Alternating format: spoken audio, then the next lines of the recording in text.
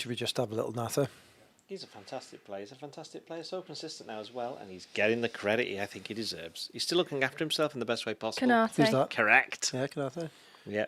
He's growing as a leader, and he's been a fantastic part to have actually been Who's saying this? Van Dijk about Konate. Oh, okay. He's looking after himself. It's nice to hear. He is, isn't he? It's like somebody asked him about.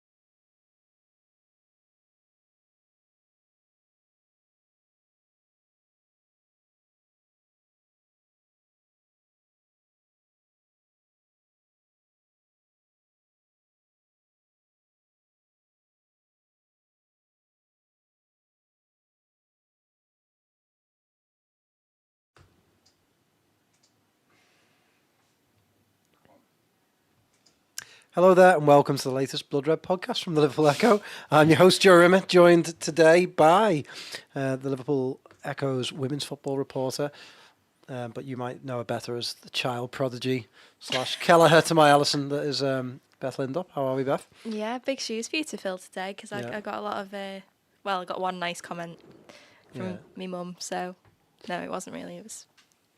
Your dad? Yeah. Child prodigy, she's nearly 30. Yeah, but she was a child prodigy. Excuse me, I'm not nearly 30. If you don't believe me, just type Beth Lindop. No, Joe, why have you done that? Also talking is the Liverpool Echo's chief. I'm not a child prodigy. I could have been one. Yeah, it could have been one. Chief Liverpool reporter, but you might know him better as the bass player from Finch. Yes. Ian Doyle. Yeah, that's it. Yeah. Hello, how are you? Check them out on Facebook Live. Exactly. We've changed it to a Y, though, because a lot of people messaged us and said there's actually a band called Finch. Oh, really? An American one. And we were like, pretty sure we're not on a par with them, you know. I don't think they're going to be worried too much, but we've changed it. What's the weather going to be like this week, Ian? It's probably going to be raining. No. Come on, what's the weather going to be like this week? This should be straight in there. You're going to be saying it quite a lot this week. Oh, yes. No. I'm not going to say it. I'm going to save it for later. Save it for later. Fair enough. You'll make the listen. Oh, You've ruined that now. You've ruined that one now. It's the pod. Coming in with your nearly 30-year-old ways. Anyway, go on. Yeah. We are live on YouTube, so if you are listening, give us a little thumbs up. Leave a question in the comments. I've already got some questions. Someone has emailed me some questions, which is nice. If you'd like to email me some questions at your leisure, I'll come to them on the pod. Was that not Theo asking for a pay rise? No. When am I getting a pay rise? No. When he's going to return? That's the main question.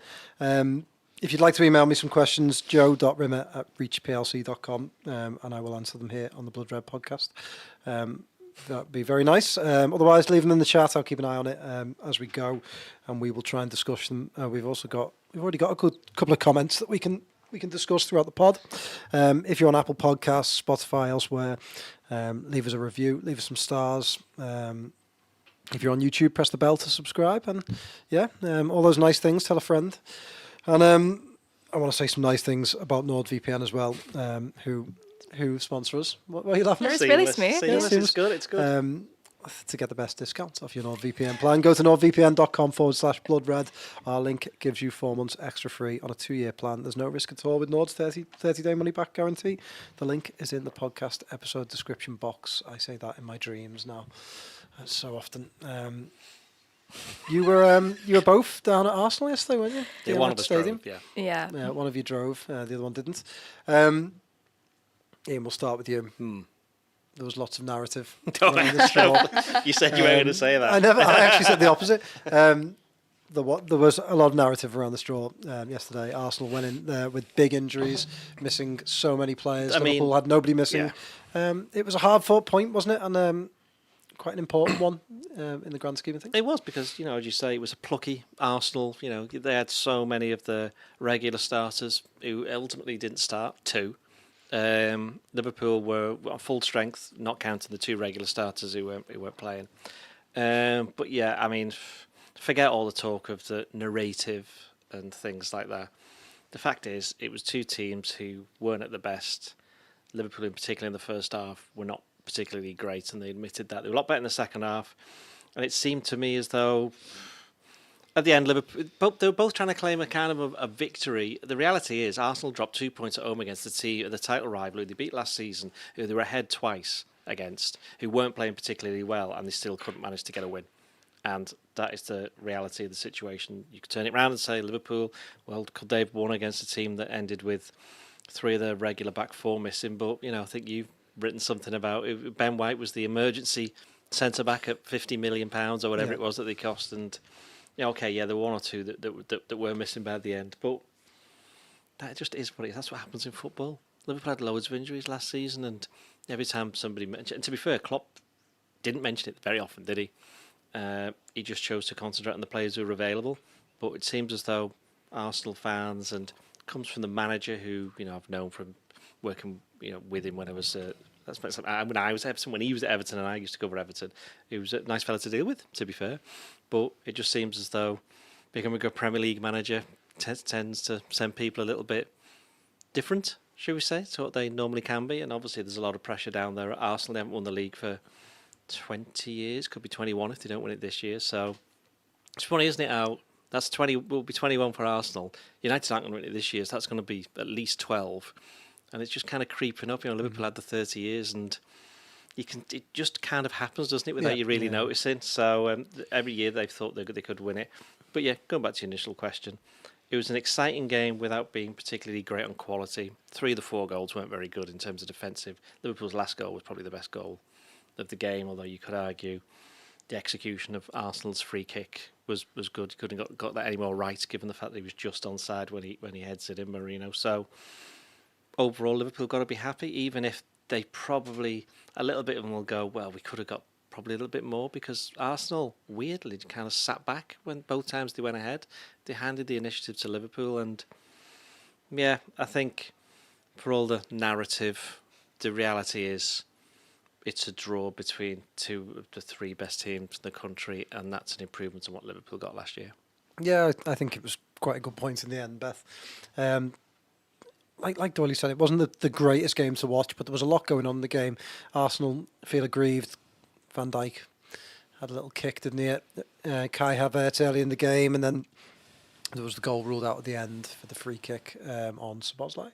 I think it was fouled, and I think Arsenal also wanted a penalty at some point as well. What did you make of any of them? And is it the Northwest Mafia that is sort of running this league? Yeah, we were on the tube back to Cockfosters yesterday, and we were having a little laugh at some of the things that were being said on social media, because it does seem at the minute like Arsenal are very much trying to build this siege mentality, which can be useful, if they harness that and sort of make it an us against the world thing. It was also interesting in Arteta's post-match press conference yesterday. He sort of alluded to, he said, we couldn't imagine the situation we're going through. And as you've put in your piece, which will be going up on the Echo shortly, it's already up, Beth. Thanks for that. It's already up. Yeah. Pay close attention to the Echo website, as you can tell. It's almost like you're leaving. Anyway, go on. I've completely lost my train of thought. But as you mentioned, they've brought in a £40 million defender, a £50 million defender, and a £38 million defender. So it's they have a good squad for a reason. I think the Van Dijk one, I think it was a lot of fuss made out of nothing. I think he was probably a bit silly to get involved. Kai Havertz knew what he was doing. He was just trying to get him wound up. And you very, very rarely see Van Dijk sort of snap at people, do you? He's usually sort of the coolest man in the place. But I don't think there was anything in it, really. I was surprised that a lot was made of it after the game. I was baffled by all of the furore around the Arsenal winner. It was just like it was just a nothing. Because we were sat obviously how many yards from the goal? 50, 60, and 70. we heard the referee's whistle perfectly clearly. It was obvious that he'd blown up. And it was the sort of free kick you see him 100 times a game. They're not like, it's not as if he gave a free kick for something that is wild. It was if you jump over the back of a player 9 times out of 10, you're probably going to get penalised. But also, there was then possibly another foul on Konate, and then there could have been another foul on Trent. Yeah. But the point is that them two are irrelevant. The ref's already blown. Yeah. They're just the conspiracy so thing. It does. Sorry. Yeah, I think that's the thing. To be fair to Arsenal, it's not just an Arsenal thing. I think there is the conspiracy. No, I think there are a lot of fans who feel there is a conspiracy against the club, naming no names.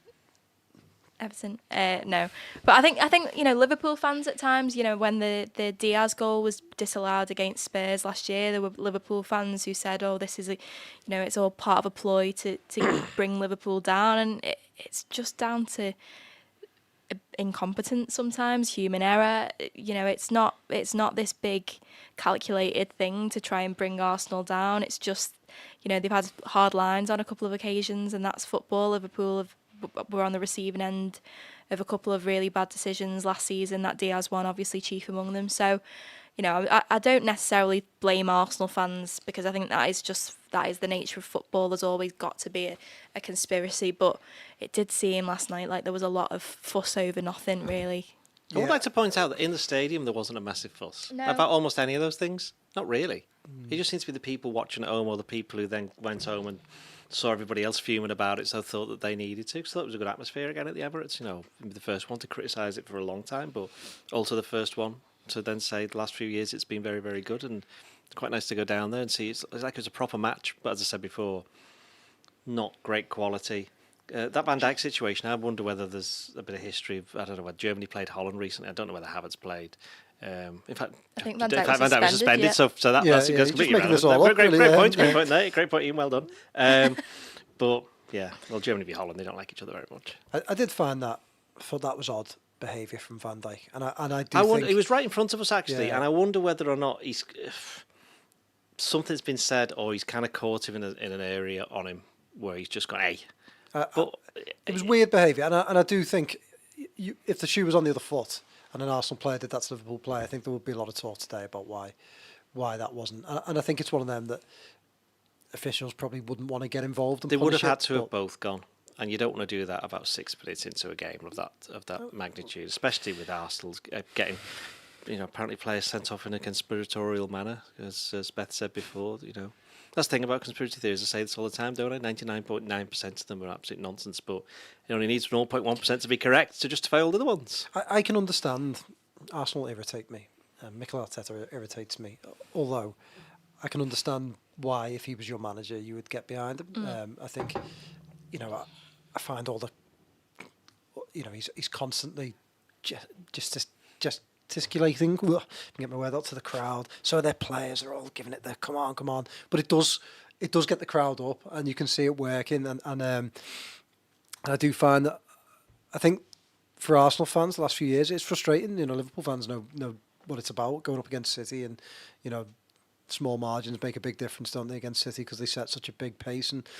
And Arsenal have struggled, haven't they, to get over the line the last couple of seasons. So I can understand why they get so frustrated and why these conspiracy theories arise. But I mean, it's a load of nonsense. And I did think going into the game, the fact that Saliba was suspended, and rightfully so, for a silly moment that he got sent off for, and then they had Odegaard injured. Well, most people have someone injured at some point in the season, and Liverpool have got their first choice goalkeeper, possibly the best goalkeeper on the planet, injured, and there wasn't a huge deal made about that, was there? So Arsenal have got a lot of good players and a very good squad, and they were at home, and I found it slightly odd. I was obviously watching at home, and I found it slightly odd that a lot of the talk around the game was about how Arsenal, even at full time, it was like, well done Arsenal, they've managed to get a point here. I thought, they're at home. It's just nonsense. I think it was particularly the interesting. should always be on you to win at home. Yeah, I think it was particularly interesting considering it was only a couple of weeks ago that Gary Neville, and he's not the only one to have said it, but quite a few people prominent in the media have said that they don't feel like Liverpool are on the same level as Arsenal and Manchester City. And so if that is the case, then surely, as you say, if they're at home, even if they've got one or two players out, they should still have more than enough to see off this Liverpool side, who, as Arne Slot, I think, had a little bit of a dig after the game, haven't played anyone decent yet. So to be fair, it was him the one that said it. He was the one that was saying it. He was peddling that narrative, wasn't he? But yeah, it did all just feel, and I think the thing with Arsenal, it's been levelled at them before, and I really do have felt this the last couple of weeks.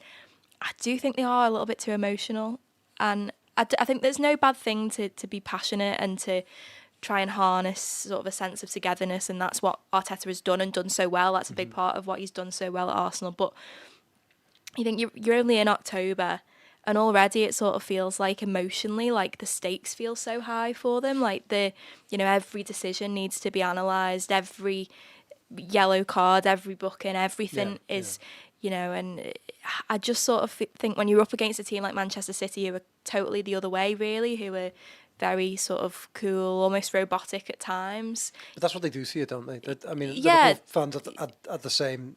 You have sympathy for it in some way, but I just sort of think it's probably, you know, if you feel like that at the end of the season and you can use it to sort of galvanise you for the last few weeks, but if you feel like that in October, it's a long old season. Also, if you get a dog and call it win and bring it to the training ground, you don't deserve anything. You don't deserve anything. You don't deserve. They should be thrown out. I think they're very much like every team is a reflection of their manager, and I think Arteta, as a player, is funny because he was quite cool, classy, composed. But then he spent time with Pep at Man City, and that's enough. You know, everybody he rubs off on everybody in however manner that they choose, basically, and it looks as though he's got the manic side, Arteta, and you're right to say that they're too emotional. The thing about Arsenal is that 2 years ago they blew it, winning the league. They should have won it 2 years ago, messed up. Last year they didn't because they were a long way behind, and then they ended up winning loads and loads of games at the end of the season. I think they lost, was it Villa? I think they lost 2. So you'd hardly blame them for that one. You know, it's hard coming up against City, as Joe said. Liverpool know more than anyone. But this season, I know, I backed them for the title, and I think they're a better team than Liverpool.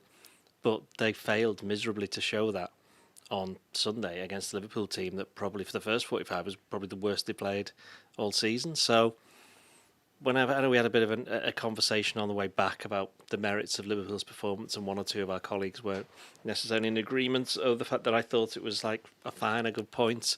But look at it from the other perspective, it's 2 points drop from Arsenal. It's as simple as that. And given the fact that they're coming on the back of that result against Bournemouth, I don't want to turn to the Arsenal podcast, but the fact is Arsenal are probably going to be Liverpool's nearest challengers because the way things are going, Man City are going to win the league easily at this rate because the others are just like, you know, Liverpool we know aren't quite there, I don't think. Are we fair on that one? We don't think Liverpool they're nearly there. They're a lot nearer than we thought they would be last season. And I think they've got a bit nearer again this season. I do feel like there is an opportunity for Liverpool this season. Well, maybe that's why it's so emotional for Arsenal, because they probably see City with Rodri's gone, right? And they think this is our chance. We've been close a couple of years. And now that they've seen Liverpool, and I know they probably won't finish in the top 3, but Chelsea have become in a bit of a danger. I do think I've said that for the past 6 months on this podcast, and they're still there. So, I do. I think Arsenal, you can see why they're so upset, but the conspiracy stuff and all that nonsense, it's just players getting injured. Liverpool won the League Cup with 13 players missing. You weren't allowed to mention that. Yeah, I mean, it's one of them. I think with Liverpool's title challenge, we won't really know till they've made a really good start, and there's lots to like about them, but we won't really know till sort of, I think, February time whether they can stick it out. But what they are is they're 3 games into this very difficult 7-game spell, and they've won last week.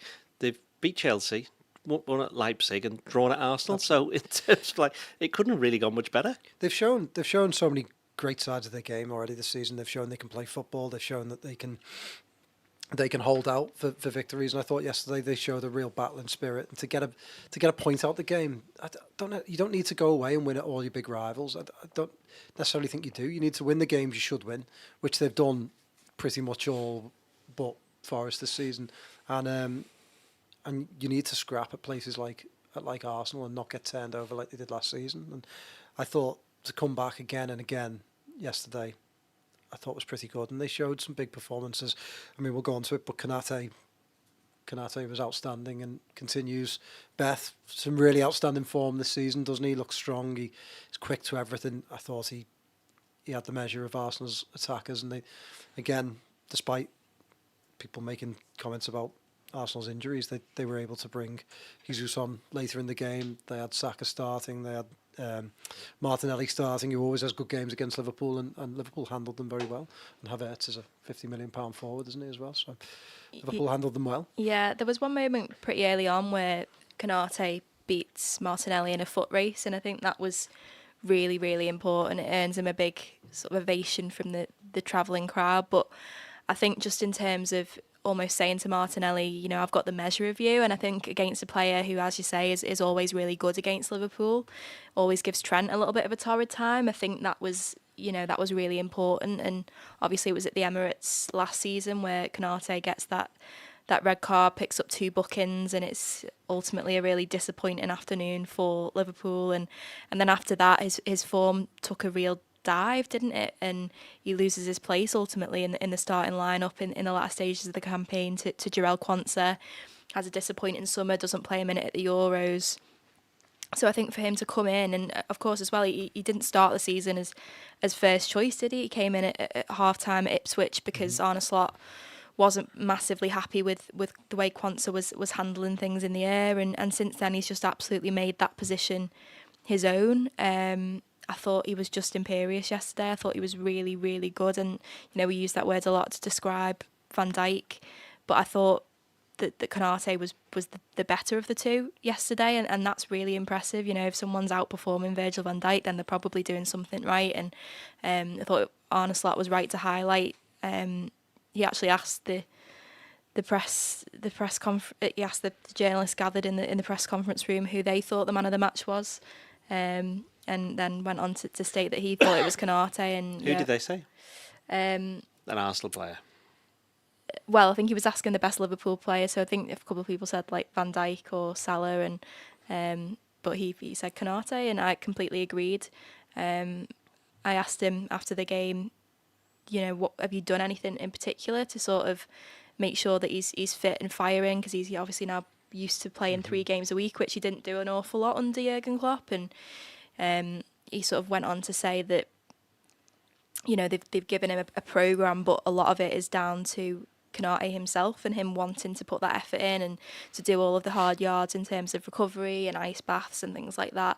And Virgil van Dijk, I think, said something similar to you, didn't he, about him looking after himself off the pitch, and that's really showing. So yeah, makes it sound like he was just eating Burger Yeah. Kings last season. But you do wonder whether that in the summer about losing his place in that France team to William Saliba, is that sort of lit a bit of a fire in him. Really, he's obviously getting to the point now where he wants to be playing all the big games, winning all the big trophies, and He's acting a bit more like a leader as well. I know I saw some quotes around the international break about France's captaincy and him saying that he could have been one of the ones. And he wasn't saying it as a joke. I think he was saying I could be one of the leaders, and he clearly is a big personality as well. Yeah, another thing Arne Slot said was that he's asking every week if he can be man of the match, and which is quite funny. And I think when you see sort of clips of him in and around the training ground, he seems like a real character and someone who you can imagine is great fun to have. Fans love him as well. Yeah, great fun to have in the dressing room, and I thought he was man of the match yesterday, absolutely. But I mean, just going back to sort of Liverpool's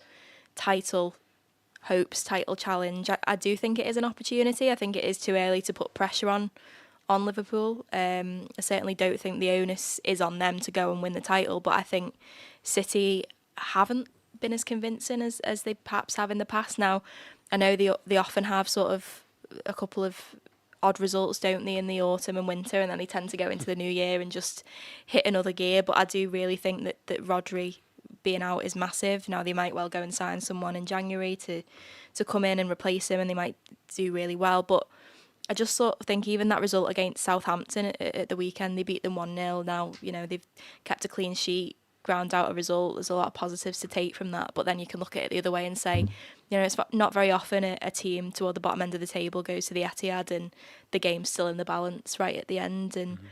And so I do think City can be got at perhaps more than they have been able to in the past. I agree. I think they can be got at. They don't look as good as they were last season or the season before that, but I think maybe Arsenal and Liverpool aren't quite still at that level. What did you make of Konate's performance? Well, I gave man of the match, so hopefully Konate will approach me later at a later date and say thank you for giving me man of the match.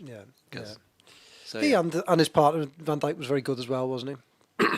Yes, it was Van Dijk's leg that played thingy onside, wasn't it? Yeah. Was it? You can't do much about that. Yeah, I thought the pair of them were decent against. Havertz didn't really do a lot. Saka obviously gave Robertson some problems before getting tired in the second half. Martinelli had about 15 minutes spell up against Trent in the second half where he kind of got better in. But overall, I thought that it sounds mad for a team that conceded 2 goals. But the second one was a very well taken free kick. after Liverpool. The one failing Liverpool did have is that they kept on giving away stupid free kicks and inviting them to do it. And the good thing is in the second half, I don't seem to recall them getting any, if many. They might have got one. Arsenal, I don't see. And obviously, Arsenal only got their first corner right at the end as well, didn't they? So Liverpool did well in keeping them away in the second half from that, but first half they got caught out. That probably down to the midfield rather than the defence, and I think that was an issue in the first half. The midfield that started was exactly the same midfield that started the 3-1 defeat in February, but obviously in slightly different configuration. And I thought McAllister definitely struggled all the way throughout, and obviously he got subbed. Jones did better when he dropped back. Szoboszlai came on, added a bit of running around and a bit of pressure, and Gravenberch was an interesting one because I didn't think at first he played particularly well. Certainly the first half, but then I saw some of the stats that, and it was like, well, you can't argue with that. He won, what was it, most duels and 91% pass. But I know these things depends where he's passing the ball, this, that, and the other. And the eye test is the one that counts more than anything. But in the second half, he was a lot better. But again, that was partly due to Liverpool taking control of the game because Arsenal, for whatever reason, decided to just sit back. Was that because they'd taken a collective decision to do that? Or was it because Liverpool pushed them back? We don't know. But it's just that's what happened, and that's why Gravenberch and the other midfielders were able to do a bit better second half, and that allowed the likes of Konate and Van Dijk, but particularly Konate in the second half, to kind of defend a little bit more on the front foot and come out a bit more like as though it was slightly a home game because Liverpool knew they were pressing a bit higher up. And overall, just look how many saves Keller had to make. I think it was one. And that was it. Yeah. Well, that'll bring us nicely to one of our questions. David Elferson has sent me some questions, so thank you, David. We'll start with this one. I want to ask you both about his performance anyway.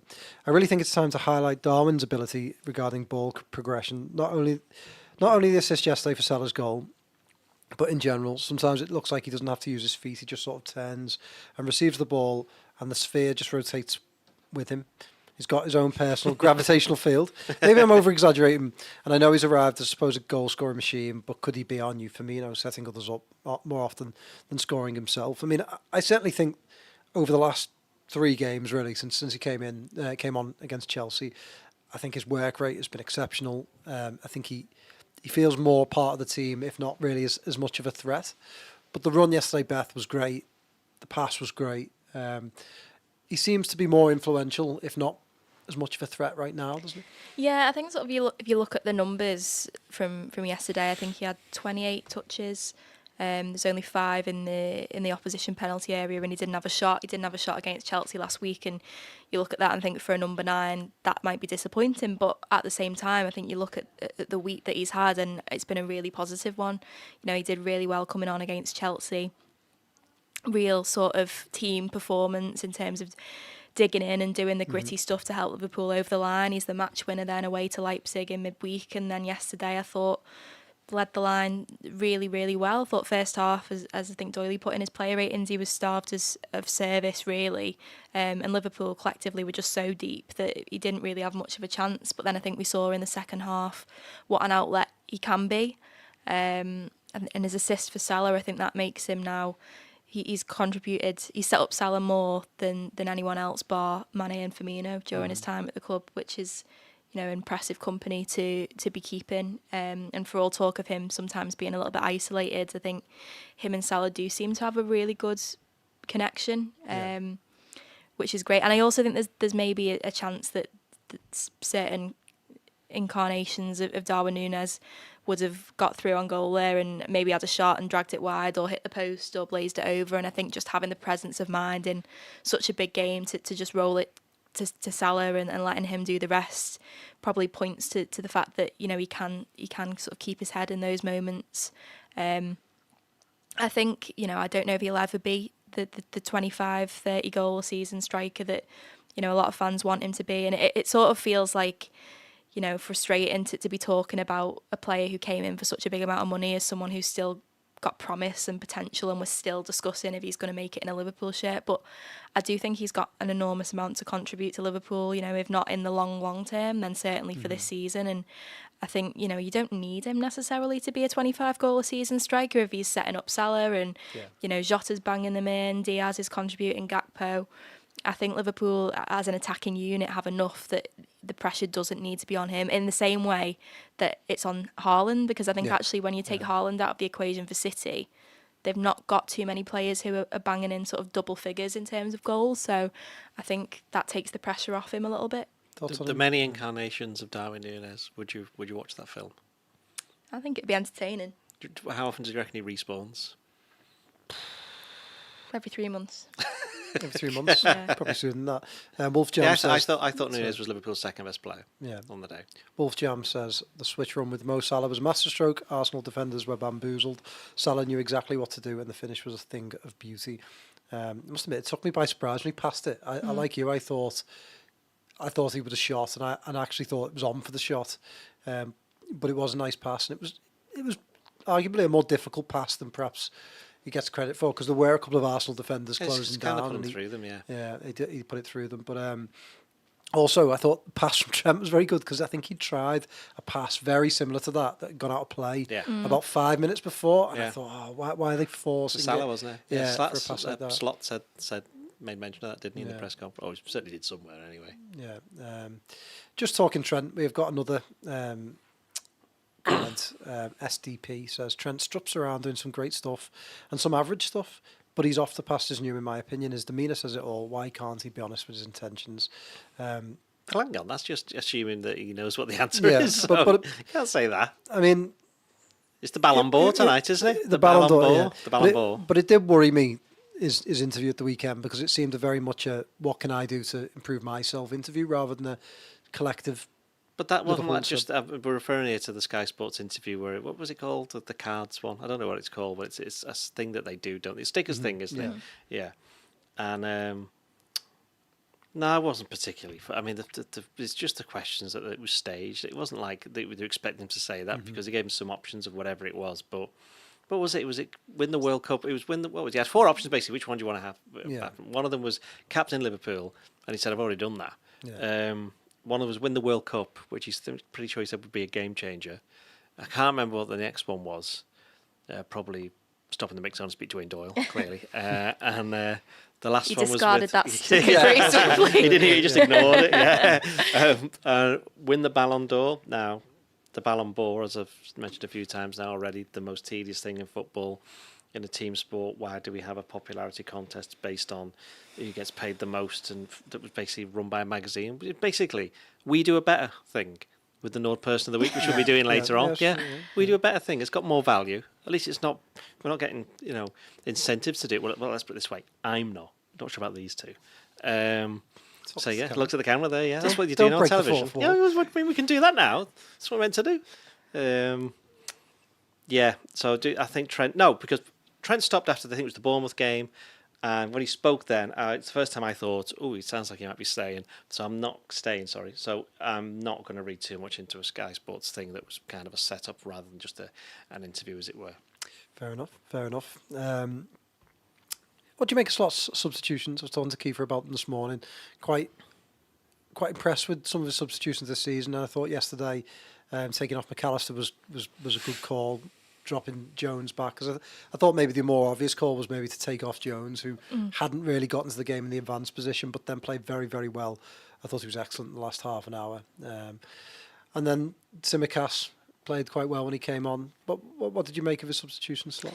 Yeah, I thought he did really well. I thought yesterday, I put this in my analysis, but I thought it was sort of another tick against his name, really, in terms of being able to change a game at half time, because Liverpool were really poor from sort of 20 minutes through to half time, and you sort of felt like before that Marino goal he just needed to get to the break without conceding. Unfortunately they didn't, and then they had a bit of a mountain to climb, and I think even without having made the changes, I think Liverpool were much better in the second half, which was probably in part down to what he said to them in the dressing room and a couple of tweaks that he made. But yeah, I thought the subs were really good. I thought I was surprised Szoboszlai didn't start. Nothing against Jones. I just sort of felt like it was a game that probably suited Szoboszlai a little bit more in terms of in that position. Szoboszlai's legs in his running power sort of felt like it might suit the game more. But Jones, like you say, I thought did well then when he dropped back a little bit deeper. I do think his sort of relationship with Tsimikas is quite interesting, because I think, Jurgen Klopp only ever really used Tsimikas either as a, if he was fielding a second string or if Robertson were injured, whereas I feel like now we're starting to see him become more of a genuine option that Slot is using to sort of rotate, whether it be in game or whether it be resting Robertson for a game. We saw obviously he had a tough time, probably one of his worst halves in a Liverpool shirt, I would say, Andy Robertson in the first half yesterday. I mean, up against Bukayo Saka, who is no slouch at all, and there's no shame, I guess, in being given the run around by him. But I just sort of think it's quite nice, and I feel a bit sorry for Tsimikas sometimes, because I think he gets a lot of stick, and if he makes a mistake, it gets highlighted, and he gets told he needs to move on, and then actually when he turns in, which I think probably like 70% of the time, he turns in a solid performance, and I think I don't feel like Liverpool lose a lot when he comes onto the pitch. I think he's contributed already this season, and I think Slot sees it that way. I think Slot sees him as a more viable option than perhaps Jurgen Klopp did. Yeah, certainly. I think there's a little bit of a shout to get Tsimikas in a bit more regularly now, because I thought, look, I think Robertson was up against Saka, and you don't come up against Saka every week, and he was obviously he was carrying that awful injury, Saka, going into the game, and was touch and go to make it. But when he came in, he played very, very well. And but I do think that that Tsimikas, you and I spoke before about his set pieces. His crossing is very good. He's quite aggressive, and I think he's played quite well recently. And I think he's been a very good servant for Liverpool. And like you say, I think people maybe overanalyse him a little bit at times, and I think for someone who's essentially been Liverpool's second choice left back for 4 years now, 5 years, 4 years, 5 years. 4. I think he's done very, very well. It's got a winner in FA Cup final as well. Yeah. What are your thoughts on him, Ian? Got to bear in mind when he came on, he did well, but Saka retired by that point, so that helped, and he obviously ends up going off. Robertson wasn't great in the first half. It's not the first time he's struggled a little bit against that kind of tricky winger who's quite happy to run at him, especially when Diaz, whoever's playing left back, doesn't fancy tracking back so much at that particular time. So that was a bit of a problem. And I also think that McAllister, once he gets booked, he can't really come over and help too much, which probably explains why he gets subbed as well. So there was all those little tiny little things against him, but none of that mattered in, 9th minute, where he got done by him, didn't he, totally? Which can happen to even the best defenders. And let's face it, in terms of attacking left back, Robertson's been up there with the best one for a large part of his Liverpool career since he finally got into the first team. But how old is he now? 31. I think it's just a matter of the way that Liverpool play now. Probably he's the one that's been affected more than anybody else by it, because he's not always going to be bombing down that left flank as much as he normally would have done under Jurgen Klopp. And I think, not saying it's exposing his defensive problems, because he had 1 or 2 issues with Madueke, but he got the better of him in the end. And I think that persistence is something that's served him well throughout his career, no matter where he's been, certainly at Anfield. So anyone who's writing off Robertson is just, that's wrong. But there's no doubt that he's a lot nearer the end than the beginning. And that's just what happens with any footballer. And Tsimikas, is Tsimikas the long-term answer to the left-back position? Well, clearly he isn't. Otherwise he would have been by now. Haven't been there for 4 years. But for this season, the pair of them, they will mix and match. But that's what happened last season. Don't forget, who was Liverpool's best left-back last season? Joe Gomez. So Gomez can also come in and do that, but you wouldn't really want to be doing that on a regular basis. So I think left-back probably in the summer is something that they'll look at, because I don't think if Tsimikas isn't playing full-time by then, I think he might, for his own, he might want to go anyway. But we said that this season, we said that last summer as well, and he's still there. And that's why you want players like that in your squad. You want players who know, you mentioned before, he's a squad player and he knows it. But yeah, maybe the tide has changed a little bit for now, because if it wasn't for Saka, he might be Liverpool's left back. He took him out of the game, didn't he, at Anfield? And what was it, knocked him into Klopp, and he dislocated his shoulder, or broke his shoulder, I should say, or collarbone. So yeah, I think the left-back situation is something that will be looked at, but it is something that Slot has obviously seen and gone, well, there's one area where we can mix and match between the pair of them. Some quick-fire questions and comments before we talk about the greatest competition in the history of the world.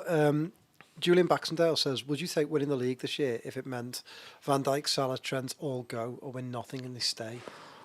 Oh, You've got to win the league. Win the league because Nice even if little if they stay, there's no guarantee, is there? Really? Yeah. Well, we're all agreed on that. Martin Hartley says, Ian, clean your boots as Trent is off to Madrid.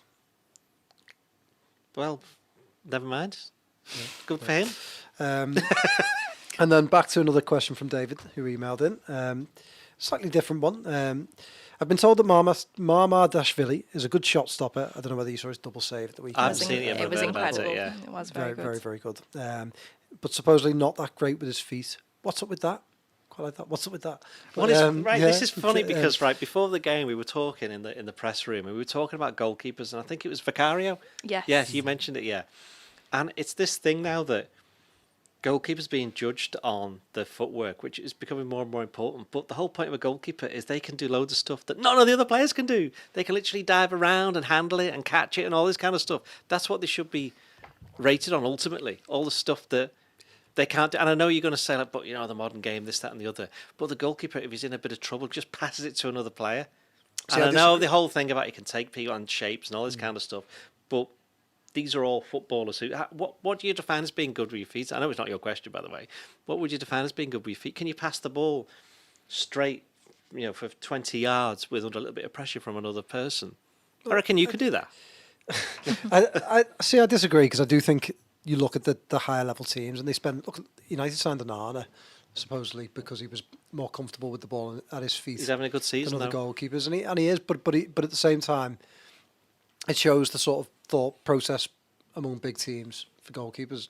I will say something that I'm sure Ian will pull me up on afterwards, but I think one of the reasons Jordan Pickford certainly hasn't gone to the top 6 side is because he's not quite as good as his feet. I think that's fair enough. There's a reason why he's still at Everton, yeah. The other teams, and I do think that's something that teams look for. I don't know enough about Marmadashvili to say whether he's good, bad, or indifferent with his feet.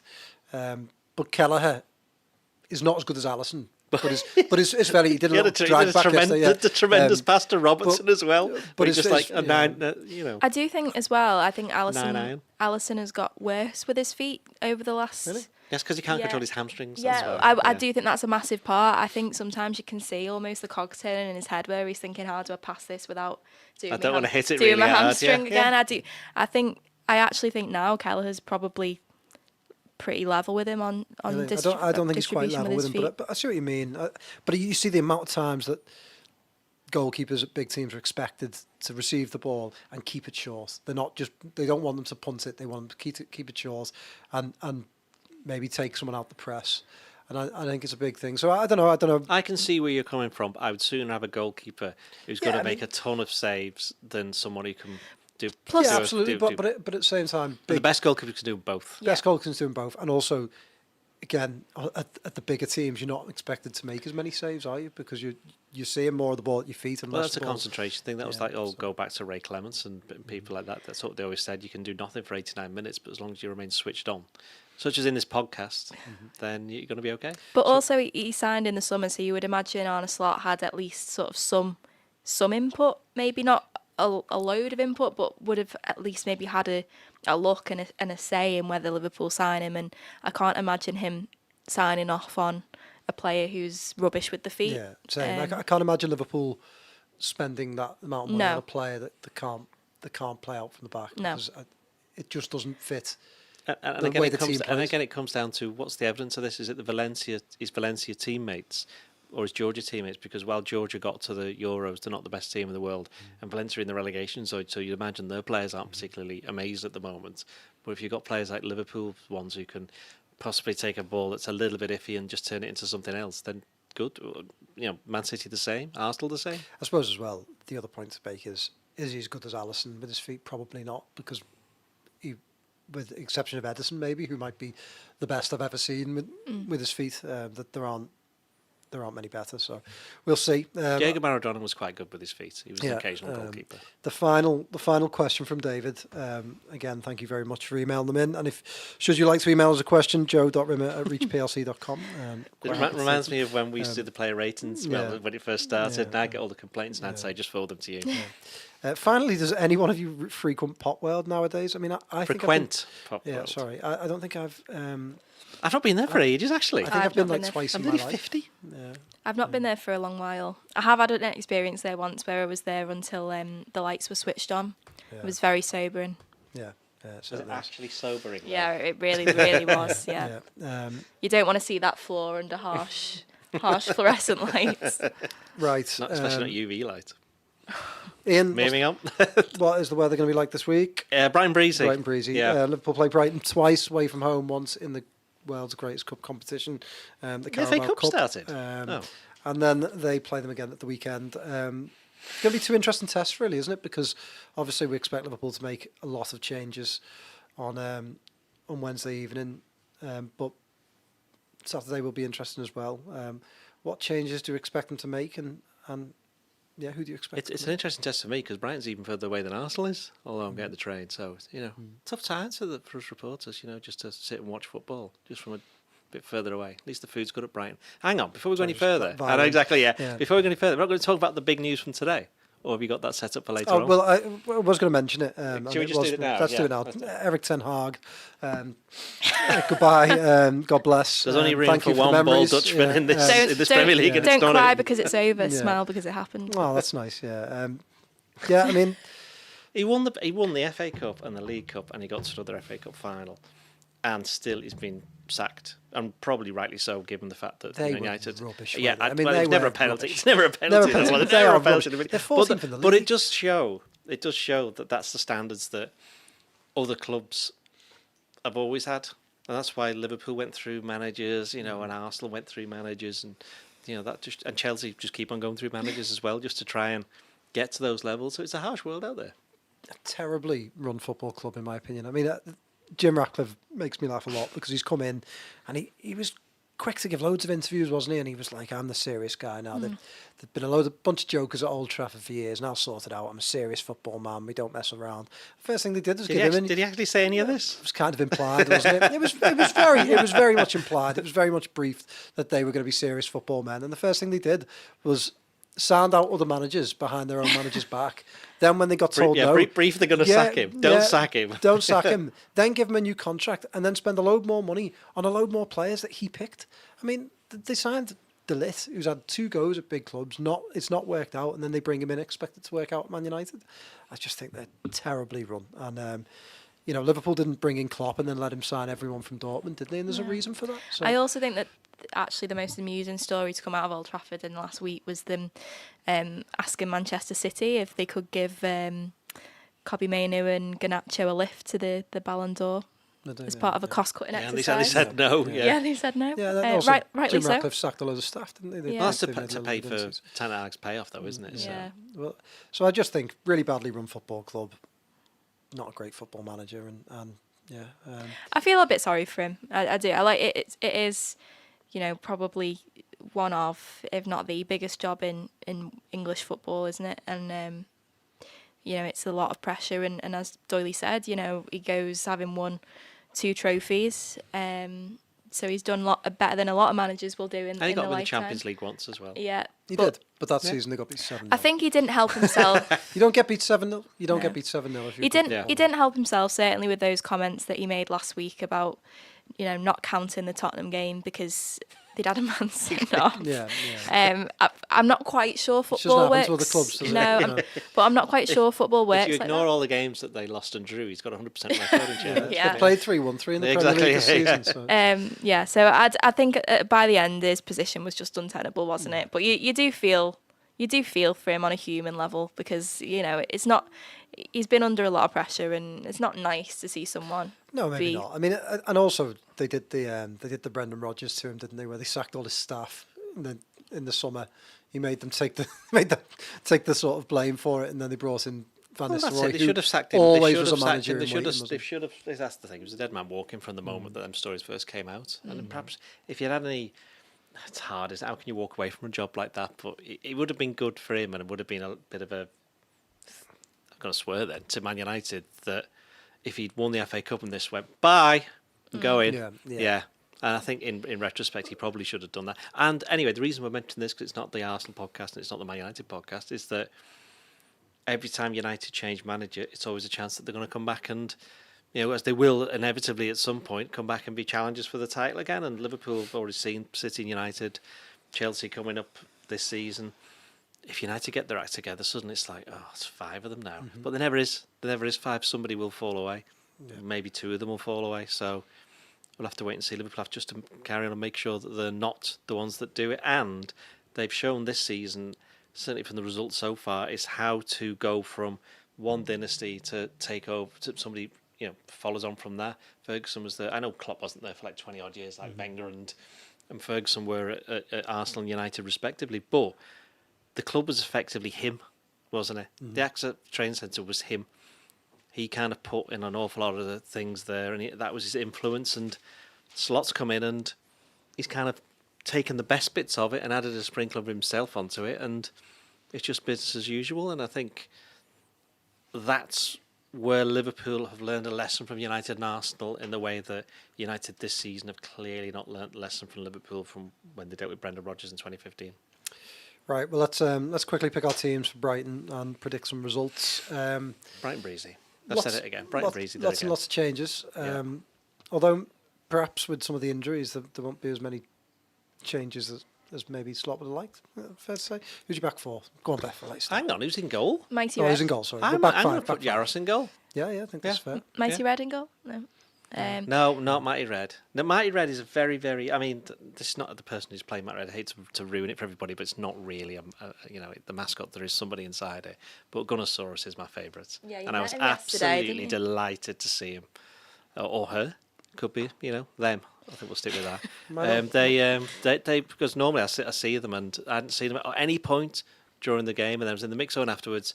Gunnosaurus comes wandering through, sees Dennis Bergkamp, and they're all giving it high fives. And I was made up. My little boy, hi Samuel, loves Mighty Red. Yeah. Well, he doesn't know what he is. But that's what Mighty Red's there for. Work it out. That's why people who moan about mascots and stuff like that, it's for that. I have no problem with it. That's why I love Gunnosaurus. I was looking to the women's game a couple of weeks ago, the City one, and at the start, Mighty Red's sit by the cop, and he's going, "Look, that's Mighty Red." He was more excited to see him than anyone else. Well, Mighty Red has their own car. Specially branded car that parks in the car park before outside the stadium. Fair play to them. But I'm pretty sure they take this costume off though before they start driving home. That would be quite difficult, I think. Yeah. Unless it's a very big car. Anyway, I'd go Jaros in goal. I think he did very well last season, didn't he, on loan, and did well coming in at Palace. So yeah, give him a go. Complete your back 5. Go on. I suppose a lot depends on the fitness of Bradley, doesn't it? I think I'm pretty sure he's going to be okay for this one. So if he was fit to start, then I'd certainly start him. I'd bring Gomez and Quansah in at centre half, and I would have Tsimikas at left back if Bradley was fit. If not, then you're probably going Gomez at right back, and then you have to say to your centre halves, maybe you do 45 each. I'd agree completely with that. Also, go back to Gunnosaurus. Remember when he got made redundant during COVID? It was like proper devastation. Ozil, didn't he, offer to pay his wages? And he got brought. They got brought back. Yeah. So good. Yeah, fair play. Right, going back to the back 4. Have you got one? The Sophie lady. That's a real person. Yeah, but it's still. Changi the elephant now, is it? Yeah. I once saw a fellow colleague found the Changi costume after a game and put it on Do you know what I was going to say? and put it on their head and was contemplating interviewing Phil Jagielka as they came through, but at the very last minute they just took it off. So. They also had that great picture of a mascot. I know what's going in here. Mr. Testicles. Mr. Testicles, yeah. Which was for a very obviously a very good cause, and I think we need to say a bit more of Mr. Testicles because we need. What are you laughing at? We need to improve awareness. Right, can I give you my back 5? Why are we laughing at that? You're right. But my back 5 is Conor Bradley at right back. Obviously, Jaros in goal, like I agreed with you. I would keep one of the 2 centre halves in. Probably Van Dijk. It has to be Van Dijk, wouldn't it? Yeah, and I would put Quansah next to him, and I would put Tsimikas at left back. So, Ian, give us your Bradley's, midfield. Endo's got to play. Yeah. I think. Thought he did all right in his cameo. Yeah, I think at the end of the game. We've used them. What are you on about? Anyway, Endo's got to play. What's that? You finally got there. Well done. Yeah, well done. Yeah. Oh, well That was done. good. It's like what year is It's a this? year-old joke. I clearly don't watch the podcast. Jesus Christ. Nope. What? Am I not allowed to say that? No. He's sorry, not blasphemous. sorry, He's not sorry. going to Blasphemous. midfield. Apologies. Anyway, can we get? Gabriel, So you Jesus. said it again. Right, come on. Jesus, Yeah, that would sorry, work. sorry. Yeah. I played Tyler Morton. I think it's time for some minutes because he didn't play. He's one of the. He's kind of stuck in that kind of that area that Ben Doak was at the start of last season, where he's needed for the first team, but he's never going to get a game, and that means he can't play for the under-21s. Although Tyler has played a bit for the under-21s, but now I'd play him, and I would also play Szoboszlai. Yeah, I think I would agree with that. Yeah, go on. I would agree with that, apart from the fact you've got a bit of a dilemma with the right wing position. In terms injuries. of it's assuming Chiesa's not fit, which he could be. He did say I he think was Chiesa's got a chance. training. Both Chiesa and Bradley are aiming for this game. Yeah. So I mean, I think if Chiesa is fit to start and play 45 or 60 minutes or whatever, then I think I'd go with Szoboszlai in midfield. If the alternative was having to play Salah on the right, I'd be tempted to maybe put Szoboszlai there and give Salah a little rest. And I don't know, but then who'd you play in midfield? Well, Jones. that's your problem. Jones. Yeah. Newny. Jones, well, you could try and carry on with Ja- Jones's form. couldn't you? What's Jaden Dan's situation? Is he still He's injured? still very much injured. Yeah. It's a shame. Don't you read? I wrote about that. You don't read the website either. Don't watch No. that. I mean, Don't as I watch said the pod, before, honing it in these days. Come on. Yeah, I would go along with that. Like you say, I think if Chiesa's not fit, there's a call to put Szoboszlai on the right wing. So, but otherwise, yeah, and that's quite a good midfield. And I'd like to see Morton in action, and Szoboszlai. Would you like to see more of Morton? Forward line, God. Beth. Assuming Let's Chiesa's say fit, if Chiesa's fit, let's go Chiesa. because you've also got you have to go. Darwin in again. You have to, don't you? Yeah, Really, you've yeah. not got another option. Gakpo. Yeah. And then I think with Nunez, if he starts, you say he plays maximum 60 minutes, Yeah. maybe even 45, and then you take him off and rest him for the weekend. I think, like, as much as it'd be great to get through, I sort of feel like the general consensus is that if Liverpool went out, Sorry, we're not picking our teams for Saturday. I thought is that what we're doing? I thought we were picking the teams for Saturday and then just say same again for Wednesday night, the more important game. oh, sorry. Are you actually with us today? You seem a little bit behind here. Clearly not. Yeah, all that driving you didn't have to do. I know, it is the greatest competition in club football, but having already won it, in 2024. You can never win the Carabao Cup. I think that's a fair point. I think Liverpool, I wouldn't say they're trucking this competition because they're absolutely not in any way, shape or No. form. But if there's one that has to go by the wayside, I'm sorry, Joe, but it is the lesser of the two domestic cup competitions. Champions League. And I think, well, to be fair, if you could get through the Champions League, they don't necessarily have to play a full strength team for the No. last two games. But that's something for a very later date. Chiesa, I think if he's fit, he plays the first 45 minutes, then he goes off. And Salah, if not, I'd play Salah on the right just because he always plays. And I play Nunez and I play Gakpo. Agreed. Make me some predictions, please. I'll go first. As all right, always, isn't it? Liverpool get beat 2-1. There you go. As always. But does it go straight to pens? Yes. Carabao Yeah. Cup. I'm gonna go I mean, I hope it doesn't. 1-1. I'll be honest. 1-1.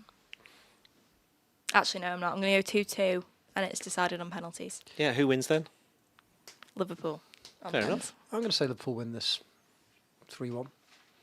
I think That's they're a both, big shout. I think they'll I know both, Brighton will make changes, but Yeah. they're not in Europe, are they? No, they're not. Yeah, They're not in yeah. Europe, and I think And they've got good players. and they've got good enough players to actually do Yeah, something in yeah. this competition. but I just think it could be one of those weirdly open games in which Liverpool sort of still have quite a lot of quality on the pitch. And yeah, you see them in the League Cup, don't you? Sometimes where I think, I just think that it could be quite open and goals could go in. So yeah, my can of Carabao is always half full.